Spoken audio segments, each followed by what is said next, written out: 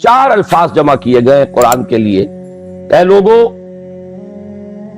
تمہارے پاس آ گئی ہے وہ شے جو موعظہ بھی ہے، نصیحت، واعظ سے بنا ہے لفظ،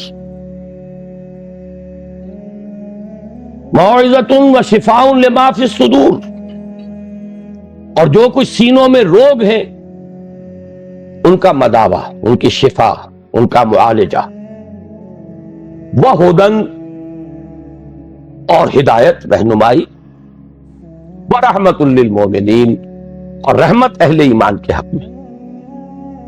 اس کے بعد فرمایا، میں ان 4 الفاظ کی شرح بعد میں کروں گا، لیکن دوسری آیت کا مفہوم بھی سامنے آ جائے تو اس پہلی آیت کی عظمت جو ہے وہ نکھر کر سامنے آئے گی. قل بفضل اللہ وبرحمتہ، اے نبی ان سے کہہ دیجئے یہ اللہ تعالیٰ کے فضل اور اس کی رحمت کا مظہر ہے کہ اس نے یہ کلام نازل فرمایا. فبذالک فلیفرحوا،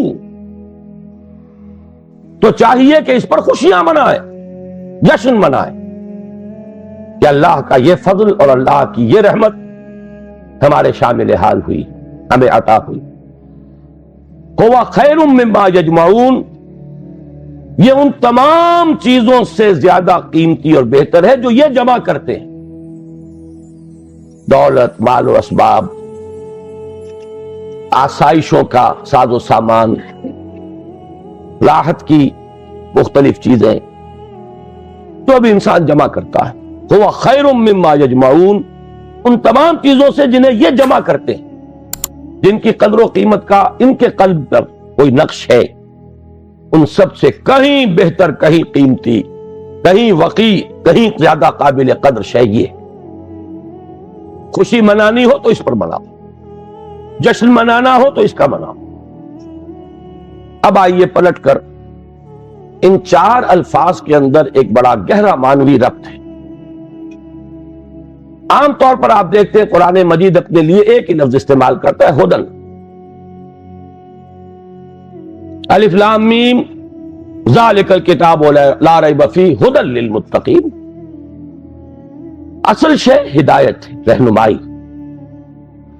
ابھی رمضان مبارک کی آمد آمد ہے، اس کا جو ذکر ہے سورہ بقرہ ہی میں، شہر رمضان الذی انزل فیہ القرآن ہدی للناس وبینات من الہدی والفرقان. لفظ ہدایت کو 2 مرتبہ ایک ہی آیت میں دہرایا. لوگوں کے لیے ہدایت و رہنمائی، اور ہدایت بھی بالکل روشن، مبرہن، بینات، ایچ پیچ نہیں، کوئی معمے حل نہیں کرائے گئے، کوئی منطق کی پیچیدگیوں میں نہیں الجھایا گیا. تو اصل تو ہے ہدایت اور رہنمائی، لیکن یہ مقام اس اعتبار سے بڑا منفرد ہے کہ اس سے پہلے 2 الفاظ لائے گئے. اس کی حکمت کی طرف متوجہ کر رہا ہوں.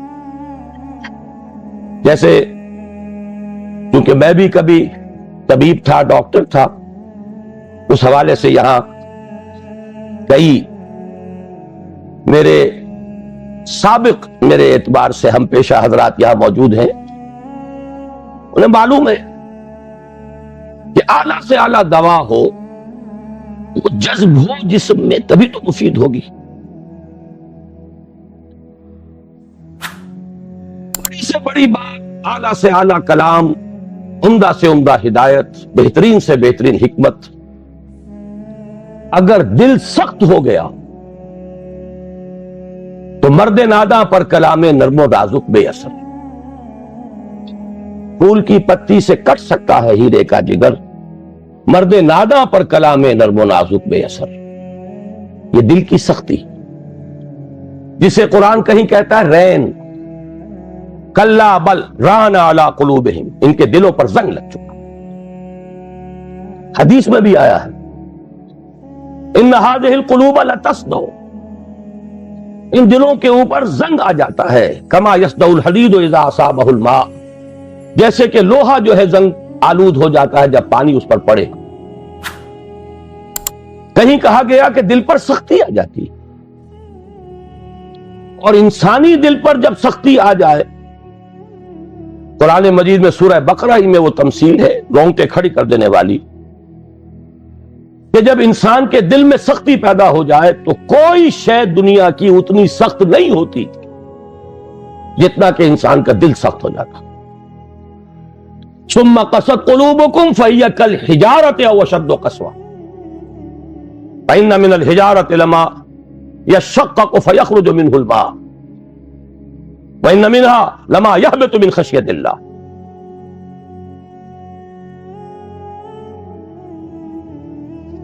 مجھے صحیح الفاظ اس وقت یاد نہیں ہے، لیکن یہ کہ تمثیل یہ ہے، بنی اسرائیل سے خطاب کر کے کہا جا رہا ہے، مذہبی لوگ، کہ تمہارے دل اس کے بعد سخت ہو گئے، اور ایسے سخت کہ پتھروں سے بھی زیادہ سخت.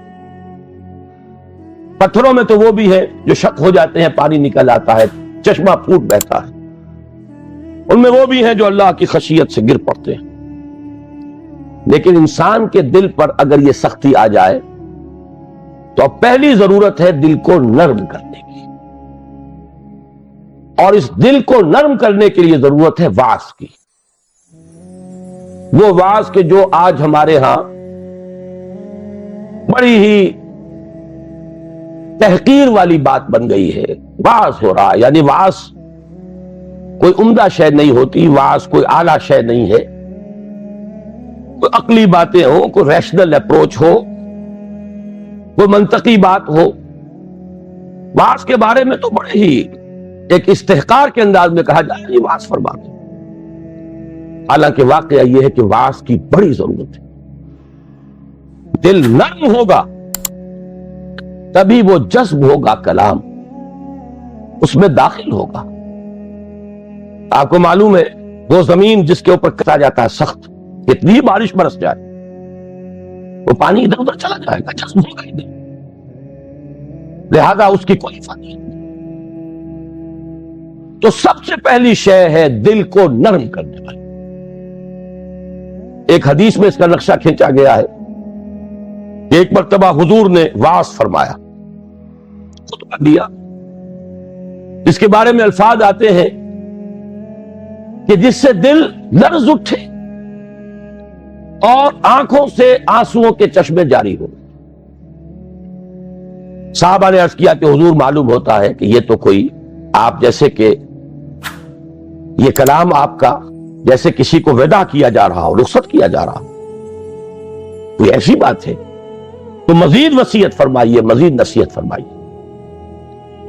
تو وعظ کی اپنی جگہ بڑی اہمیت ہے. وعظ قابل حقارت شے نہیں ہے. انسان میں عقل ہی نہیں ہے، جذبات بھی ہے. جذبات کو خود ایک غذا کی ضرورت ہے، بلکہ انسانوں کی عظیم اکثریت جذبات ہی کی راہ سے اپروچ کی جا سکتی ہے. بڑی ہی مائنیوٹ مائنورٹی ہوتی ہے جنہیں آپ انٹلیکچوئلز کہیں، انہیں تو واقعتاً ان کی مجبوری بھی ہے کہ ان پر وعظ اثر انداز نہیں ہوتا. ان کے لیے ضرورت ہے برہان کی، دلیل کی، استدلال کی، منطق کی. لیکن عظیم اکثریت انسانوں کی اس کے اندر جذبات اور اس جذبے کو اپیل کرنے والی شے. اب مجھے یاد آ گئی بات، حضرت عمر رضی اللہ تعالی عنہ، ان کو موم کرنے والی شے کیا تھی؟ کتنے سخت انسان. آخری فیصلہ یہ ہے کہ دیکھا جائے گا جو کچھ ہو رہا ہے. یہ دارالندوہ میں بیٹھے ہوئے لوگ طے نہیں کر پائیں گے، یہ سوچتے ہی رہ جائیں گے، اور محمد کا جادو چلتا جا رہا ہے. یہ در حقیقت چونکہ ایک ٹرائبل معاشرہ تھا، اس کا بیک گراؤنڈ سمجھ لیجئے. چونکہ حضور صلی اللہ علیہ وسلم کا ساتھ دے رہے تھے آپ کے چچا ابو طالب، and he was the head of the clan. Tribe تو تھا قریش، یہ قبیلہ تھا، اس میں کلینز تھے، جیسے وٹوؤں میں مانے کے، لالے کے، شامت کے. اب یہ چھوٹے چھوٹے گھرانے تقسیم ہوتے چلے جاتے ہیں، اور ہر اس خاندان کا ایک سربراہ ہے. اگر اس کے کسی فرد کے خلاف اقدام کیا جائے تو پورے خاندان کو گویا کہ چیلنج کیا گیا. اور ابو طالب حضور کا ساتھ چھوڑنے کو تیار نہیں تھے. لہذا قریش کے راستے میں سب سے بڑی رکاوٹ یہ تھی کہ ہم اگر محمد کے خلاف صلی اللہ علیہ وسلم کو اقدام کریں تو ان فائٹنگ شروع ہو جائے گی قریش کی. اور اتنی عقل انہیں بھی تھی کہ a house divided amongst itself cannot stand. پورے عرب میں جو ان کا مقام تھا، جو دبدبا تھا، جو انہیں حیثیت حاصل تھی، اگر آپس میں لڑ پڑیں گے تو ختم ہو جائے. یہ چیز تھی جو مصلحت کے تحت روک رہی تھی قریش کو. حضور کے خلاف کوئی فیصلہ کن قدم وہ اٹھا نہیں پا رہے.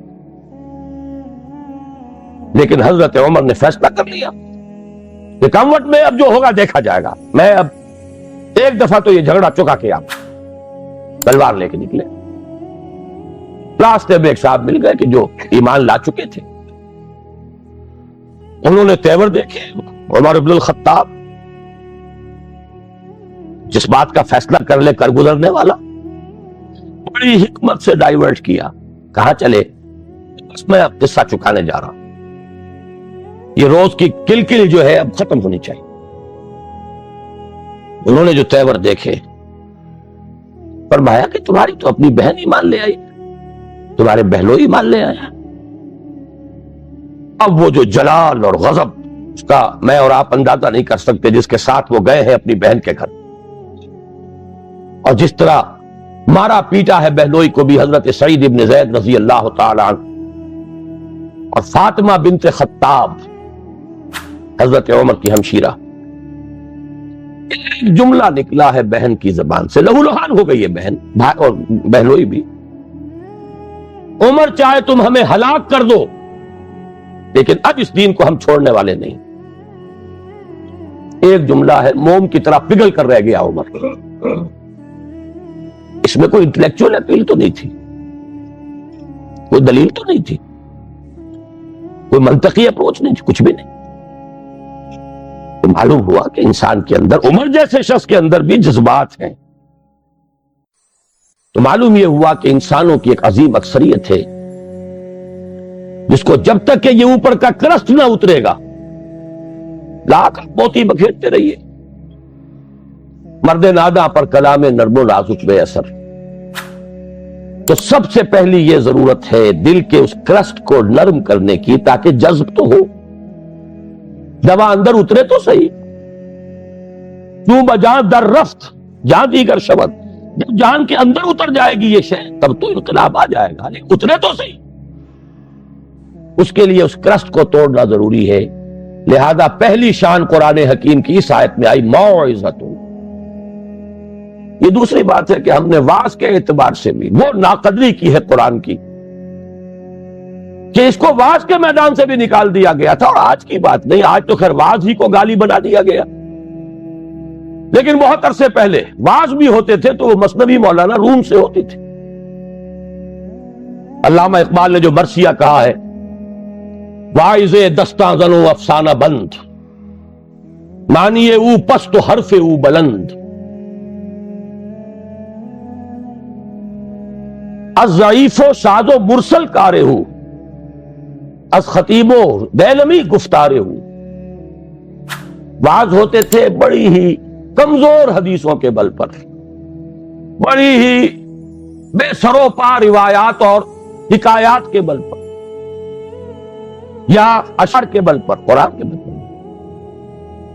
حالانکہ سب سے بڑا موعظہ واعظ نصیحت.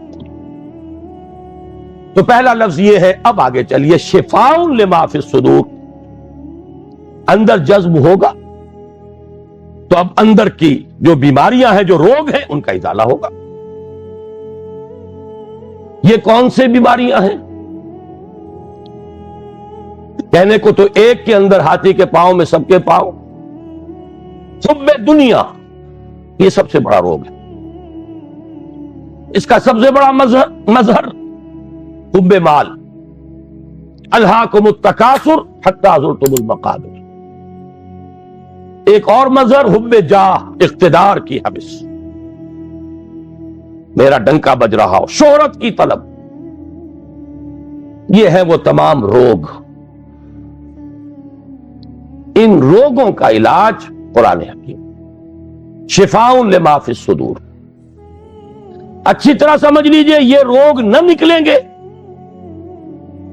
تو قرآن کو بھی انسان کاروبار بنائے گا. علم را برتن زنی مارے بوت، وہی علم ہے کہ جو انسان کو سانپ کی طرح ڈسے گا. یارے بوت نہیں ہوگا وہ جب تک کہ اندر سے یہ روگ نہ نکلے ہوئے. اس کو بھی حصول دولت کا ذریعہ بنائے گا، اس کو بھی شہرت کے حصول کا ذریعہ بنائے گا، اسے بھی اقتدار سچ نہیں قرب اقتدار کا ذریعہ بنائے. قریب تو پہنچے، بنا ہے شاہ کا مصاحب پھرے ہے اتراتا، کہیں تو موقع ملے. علم اور اعلیٰ ترین علم، فتویٰ فروشی بھی ہوگی، دین فروشی ہوگی، جب تک کہ یہ اندر کے روگ نہ نکلے. لہذا دوسرا مرحلہ اس اصل کام سے پہلے ہدن، ہدایت تو تب ہوگی جبکہ پہلے یہ جذب ہو کر اندر کے گند نکالے، ان کا ازالہ کرے. حب دنیا کی جڑ کاٹے، حب مال کی جڑ کاٹے، حب جاہ کی جڑ کاٹے، شہرت کی طلب کی جڑ کاٹے.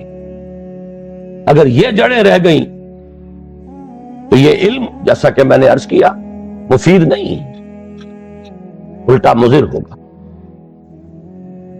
یہ اسی دنیا کے کمانے کا ذریعہ بن جائے.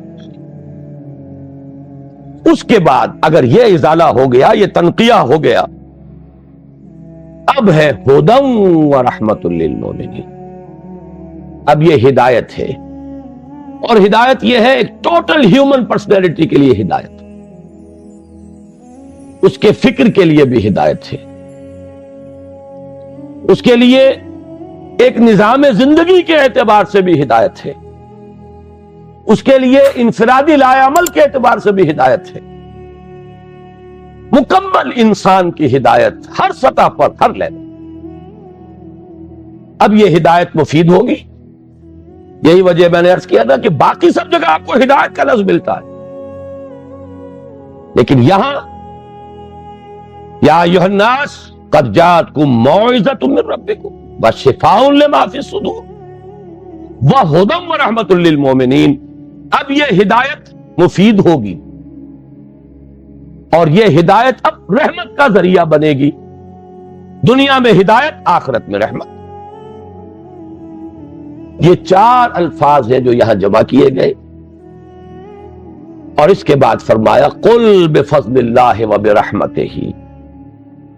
اے نبی ان سے کہہ دیجئے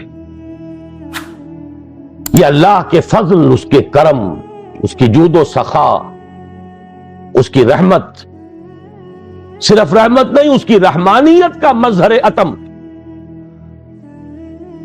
فَبِذَلِكَ فَلْيَفْرَحُوا. فرح کا لفظ عام طور پر اچھے سینس میں نہیں آیا ہے. فرح ایسی کیفیت کو کہتے ہیں جبکہ انسان کسی شے پر خوشی سے پھولا نہ سما رہا. یہ فے سے شروع ہونے والے اکثر الفاظ جو ہیں وہ پھٹنے اور پھاڑنے کے مفہوم میں آتے ہیں. فرق، فلق، یہ تمام الفاظ جو ہیں. فرح، آدمی خوشی سے پڑ رہا، جامے سے باہر ہو رہا، پھولے نہیں سما رہا، اس لیے یہ اچھے سینس میں نہیں آتا.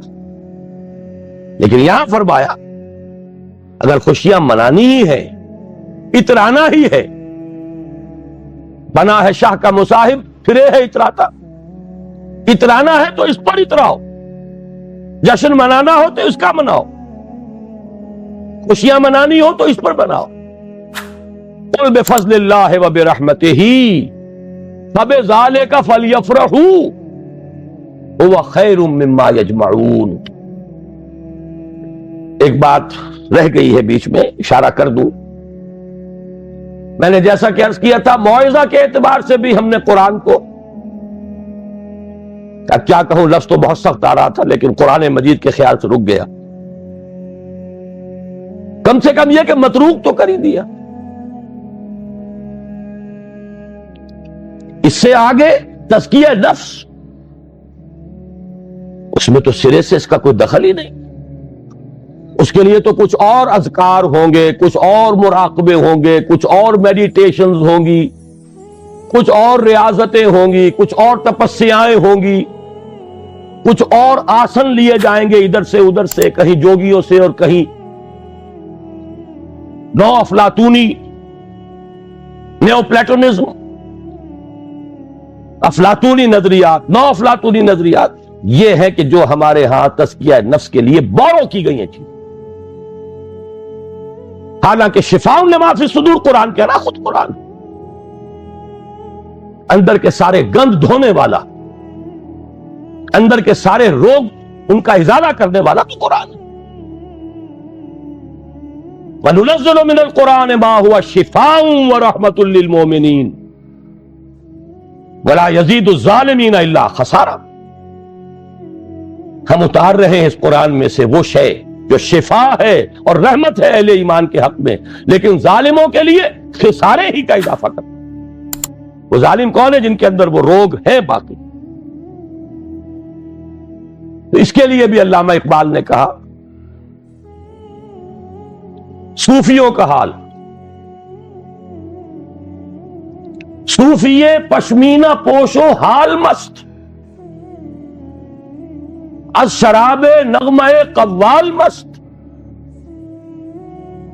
آتشت شیر عراقی در دلش، درنمی سعادت بقرآن محفلش۔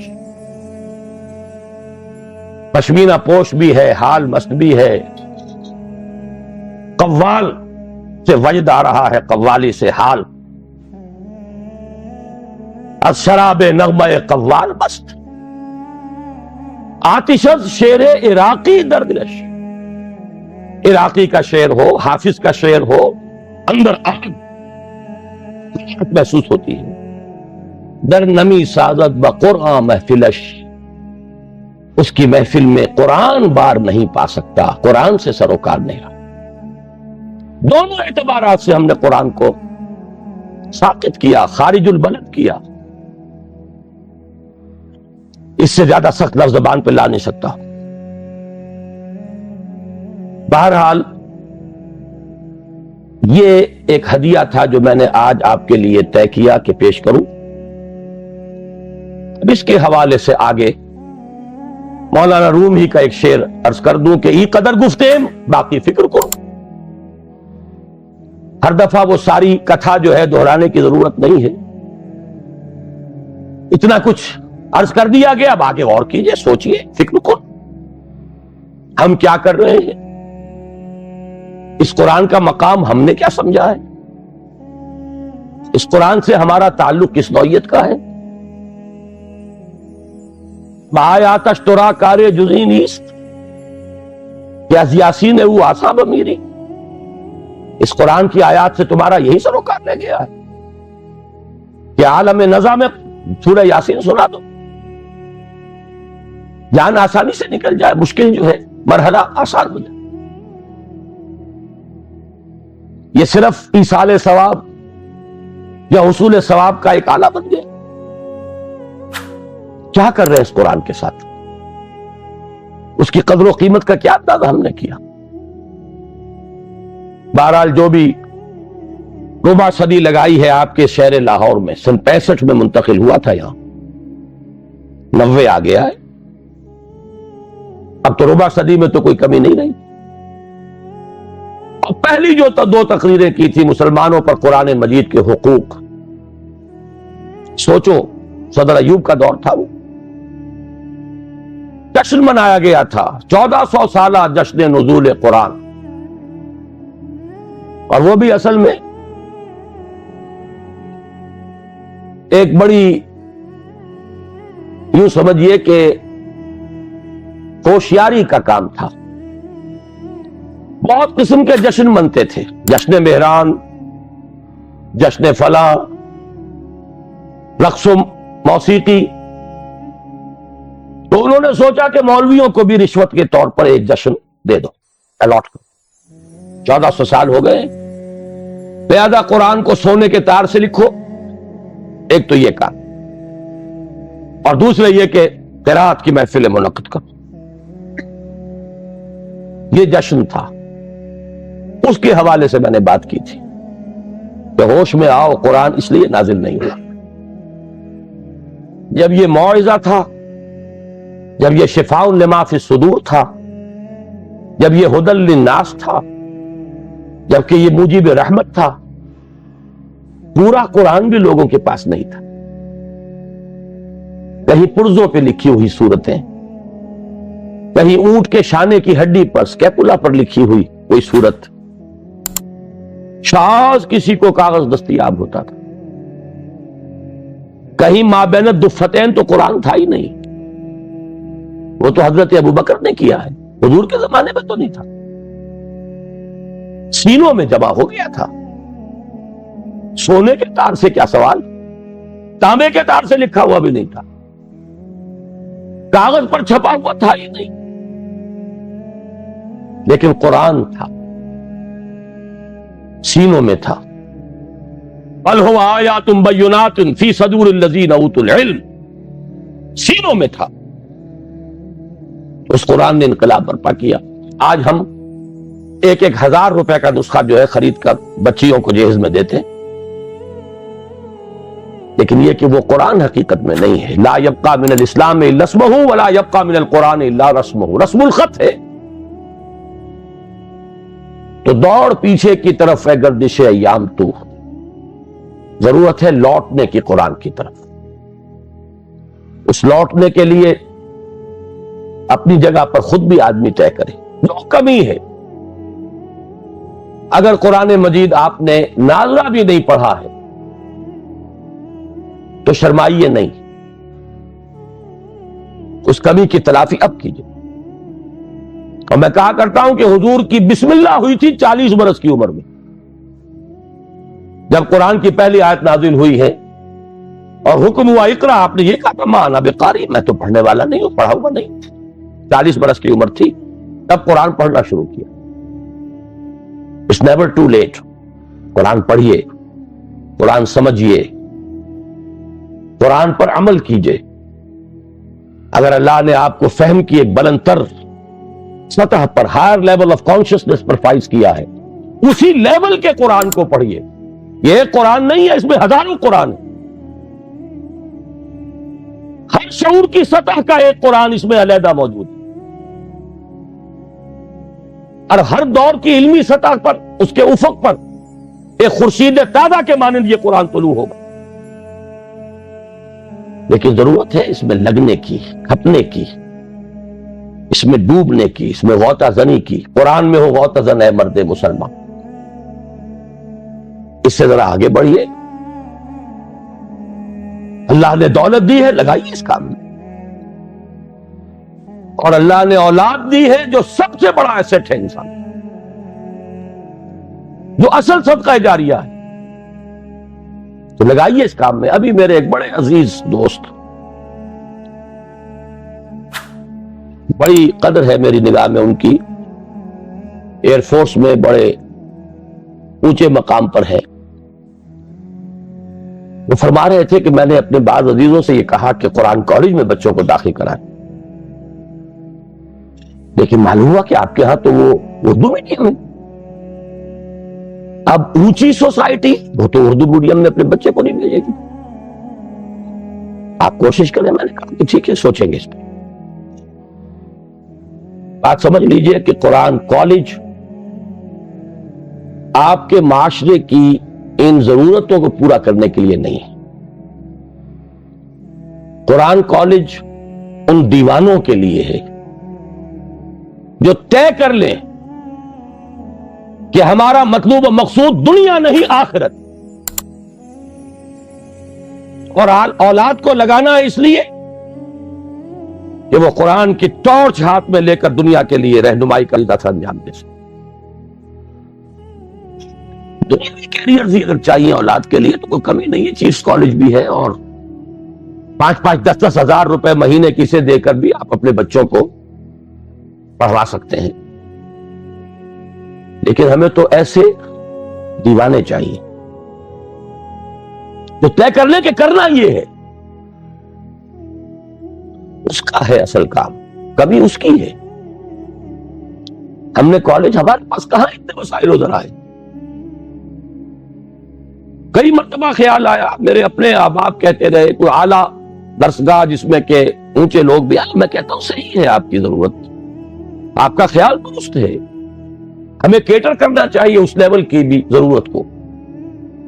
ورنہ وہ جاتے ہیں، دلائل ہے، کیتھیڈرل میں جائیں گے، فلاں جگہ جائیں گے، وہاں جائیں گے. تو آپ کیوں نہیں اس طرح کا مدرسہ کھولتے؟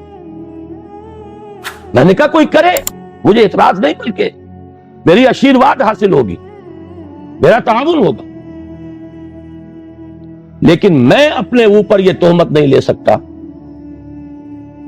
کہ قرآن کے نام پر میں کالج بناؤں اور اس میں بھی صرف وہی بچے داخل ہوں جن کے والدین 5-5 ہزار روپے فیس ادا کر سکیں. گویا کہ آج کا قرآن بھی صرف امراء کے لیے. یہ بات میرے لیے قابل قبول نہیں. مجھے تو خلوص چاہیے، جذبہ چاہیے، عزم چاہیے. پہلے سے طے کر لے کہ ہمیں اس راستے پر جانا ہی نہیں، وہ چاہیے. وہ جو مولانا روم نے کہا کہ دی شیخ با چراغ، ایک شیخ دن کے وقت ہاتھ میں چرلیے ہوئے کسی کو تلاش کر رہا تھا. یہ کیا کر رہا ہوں، دماغ خراب ہوا. میں کسی انسان کو تلاش کر، انسان معذوست. کہا گیا یہ انسان نظر نہیں آ رہا تم؟ کہیں نہیں، مجھے تو نظر نہیں آ رہے، وہ تو بھیڑیے نظر آ رہے، درندے نظر آ رہے. ازدام و دد ملوم ہوں، انسان معلوم. بھیڑیے تو میں ملال مجھے ہو گیا ہے، میں تو تنگ آ گیا. انسانی لباس بھی نہیں، بندروں اور سوروں کی کمی. نہ ملنے والی شے تو انسان ہے، انسان معذوست، مجھے انسان چاہیے. یہی کشف اسی شہر میں مولانا احمد علی کو تھا رحمہ اللہ. وہ اپنا جوانی کا واقعہ بتاتے کہ جب وہ آئے تھے، ابھی نظر بند کیے گئے لاہور میں شیرا والے کے علاقے میں. جوانی کا دور تھا، کہیں نکلے، ساتھ ہی کشمیری بازار، گلی ہوتے نکل آئے، بھرا بازار. کے چپکے سے کہتا ہے انسان سے بتائیں. ان گناہوں کا دور استہزائیہ انداز میں کہا آپ کو انسان نظر نہیں آتے بھرے بازار میں؟ مجھے تو نظر نہیں آتا. اور مولانا احمد علی فرمایا کرتے تھے کہ اب جو میں نے خود دیکھا تو مجھے محسوس ہوا کہ وہاں بندر بیٹھا، وانگور بیٹھا، وہاں کوئی بھیڑیا ہے. جو حقیقت تھی اندرونی وہ منکشف ہوئی. یہ لیکن تھوڑی دیر کی بات تھی، اس کے بعد اچانک پھر وہی کچھ تھا، اور وہ بزرگ غائب تھے. وہ تو آنکھ کھولنے کے لیے آئے تھے. تو ہمارے تو اصل میں طلب ہے ان کی. یہ نہیں کریں گے تو ایک بات مجھ سے سن لیجئے، آپ کے یہ بنگلے اور آپ کے یہ کارخانے بھی نہیں رہیں گے. اس ملک کے لیے کوئی جڑ بنیاد نہیں ہے سوائے دین کے. وہ حشر جو ڈھاکہ میں ہوا ہے ہر جگہ ہو سکتا. اور میں سالوں پہلے سے کہہ رہا ہوں کراچی میں کہ جب یہاں سزا آئے گی تو سب سے بڑھ کر ہے کراچی والوں تم پر گریز. اس لیے کہ تم میں وہ لوگ ہیں، یو پی کے ان شریف گھرانوں کے لوگ جن کے ہاں پردہ اس نوعیت کا ہوتا تھا جو حفیظ نے کبھی کہا تھا کہ چشم فلک نے آج تک دیکھی نہ تھی ان کی جھلک. جن کے اپنے پورے پورے برقعے، پھر ٹانگے میں سواری کے لیے ایک چادر ادھر ایک چادر ادھر، پھر ٹانگے میں پیچھے بیٹھ گئے تو پھر چادر بندھی ہوئی ہے. اور جب یہاں آئے ہیں تو جس کے پاس 2 پیسے ہو گئے پہلا کام یہ کیا کہ برقع اتار کے پھینک دیا. یہ ترقی کی گویا کہ پہلی سیڑھی تھی. آزادی گویا کہ اسی کے لیے حاصل کی گئی تھی. کیا حال ہے اس کا؟ جو کچھ وہاں ہوا، جو کچھ ڈھاکے میں ہوا، جو وہاں دھان منڈی میں ہوا، وہ کراچی میں، ناظم آباد میں کیا ہو نہیں رہا؟ کیا یہاں نہیں ہو سکتا؟ اس ملک کے لیے اگر اس کی خیر درکار ہے، آج صبح 2 گھنٹے کی تقریر کر چکا ہوں، کتاب لکھ چکا ہوں استحکام پاکستان. لیکن یہ کہ کون پڑھے گا، اس کی کیا یوٹیلیٹی ہے؟ سارا ویو یوٹیلیٹیرین ہے، افادیت کیا ہے؟ کوئی پروفیشنل افادیت ہے، کوئی مالی افادیت کا پہلو ہے؟ کچھ بھی نہیں. کوئی تفریح ہے تباہ ہے؟ وہ بھی نہیں.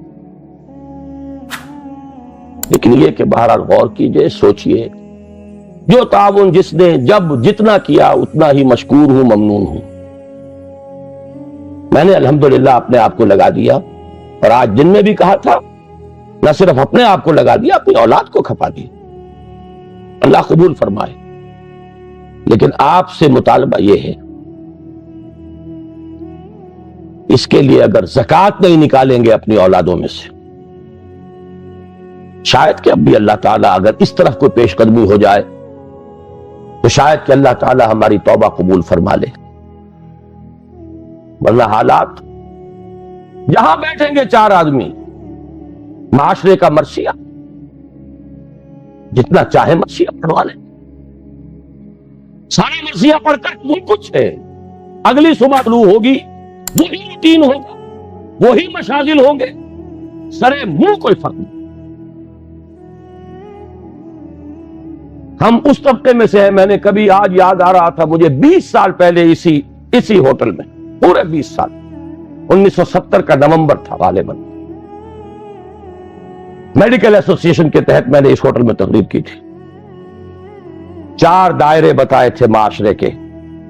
آج میں جمعے کی تقریر میں پھر اسے دوہرا کر آیا، اس لیے مجھے یاد آیا تھا کہ آج شام پھر مجھے اسی ہوٹل میں پہنچنا ہے. 4 کنسنٹرک سرکلز، چھوٹا سا دائرہ جس میں 2% آدمی، بڑا دائرہ جس مزید 3%، 5% آدمی، اور ذرا دائرہ اس میں کچھ 8% آدمی ہمارے معاشرے کے، اور وہ آگے بڑا دائرہ جس میں 85% آدمی. اس 85% کا تو حال یہ ہے کہ دین سے کوئی تعلق سرے سے نہیں ہے، جس کو عملی تعلق کہا جائے. اس لیے کہ اس کا فٹ رول اللہ اور اس کا رسول جو دیں گے اسی سے ناپا جائے گا، اس کا یارڈ سے ہوگا. کتنی فیصد آبادی آپ کی 5 وقتہ نماز کی پابند؟ الفرق بین الاسلام والکفر الصلاۃ. جائزہ لے لیجیے. دوسرے دائرے میں یہ شاید ایک اعتبار سے بدترین دائرہ ہے. یہ ان لوگوں پر مشتمل ہے جن کا تصور مذہب لمیٹڈ بھی ہے، پرورٹڈ بھی ہے، محدود، مس شدہ. ان کا تصور مذہب صرف نماز روزہ،